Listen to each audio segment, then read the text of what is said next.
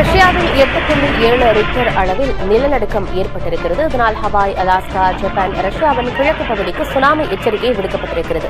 ரஷ்யாவின் கம்சட்கா தீபகற்பத்தில் 8.7 என்ற ரிக்டர் அளவில் நிலநடுக்கம் ஏற்பட்டிருக்கிறது. இதனால் ரஷ்யாவின் கிழக்கு பகுதிக்கு சுனாமி எச்சரிக்கை விடுக்கப்பட்டிருக்கிறது. அண்மை செய்தியாக பார்த்து வருகிறோம். ஹவாய், அலாஸ்கா, ஜப்பான், ரஷ்யாவின் கிழக்கு பகுதிக்கு சுனாமி எச்சரிக்கை விடுக்கப்பட்டிருக்கிறது.